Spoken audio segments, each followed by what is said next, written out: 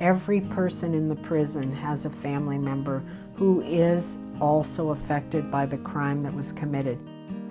On a Mother's Day in 1996, Family Connection began serving families with loved ones in prison. The hospitality houses of Family Connection provide shelter for families traveling to Sioux Falls to visit loved ones in prison. Family Connection helps families heal on many levels. In the early 90s, I did a lot of speaking at the penitentiary at a class called the Impact of Crime on Victims class. And I spoke to the inmates as a survivor of childhood sexual abuse. Through that, I had connected with Pastor Eisminger, and he asked if I would come and speak with a support group that he was facilitating called WAIT, and that is an acronym for We Are Inmates Too. When I got done speaking about my story, I started to hear theirs.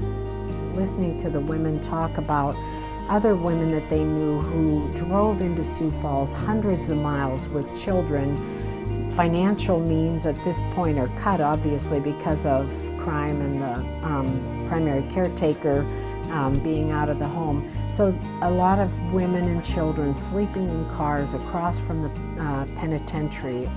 I was changed by hearing their stories. That the level of empathy, understanding, hearing someone's story changes you.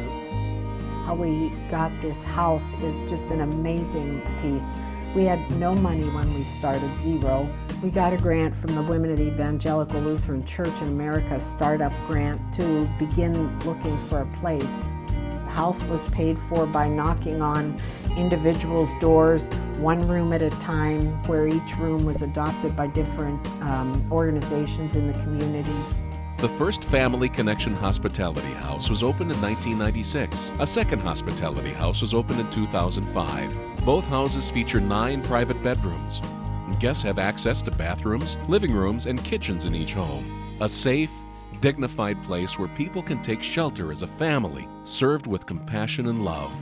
The house, it provides support, it breaks down shame, it allows people to be cared for with a sense of dignity. Primarily what it is a ministry of presence. When a guest comes, it is like coming into their own home. They're welcome here. There is food available if people need to prepare a meal. They're welcome to anything that they need. Looking around the house, there's toys, books, television, very beautiful, comfortable bedrooms. Nothing really is asked in return. It's open. It's like a family member coming to your home.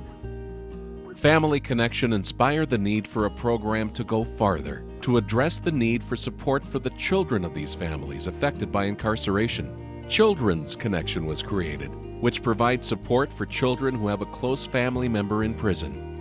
Children's Connection came to be when we found out that there was this need within our public schools of these kids whose parents have been incarcerated or close family members, and we were seeing them that really needed some connection with each other and some extra help. Oftentimes their grades were failing, their behaviors were increasing, and we were finding that there was a need that if we could connect them, then we could help them in several different ways. We help them to see that they don't have to follow in their parents' footsteps or their relatives.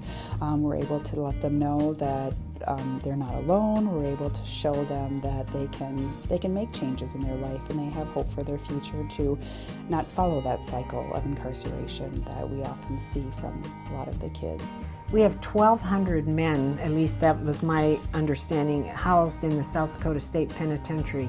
Can you imagine how many mothers, everybody has a mother, sister, children, who are not able to come, and it's important for families to have those connections. Those men need to have some kind of interaction on the outside with families. That benefits our whole society.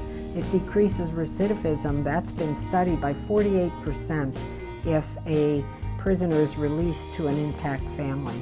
I mean, we're all benefit from that.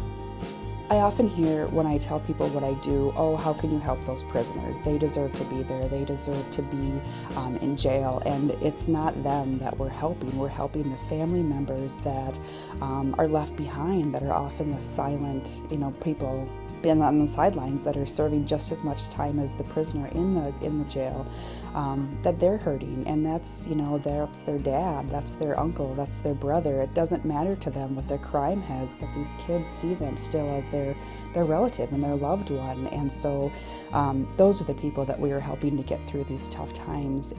Family Connection is the face of Christ. It is the face of God to the people who come. We don't have to tell people that you're coming to a Christ-based ministry, but we reflect God's love to those who come by the way that we serve and by the way that we love.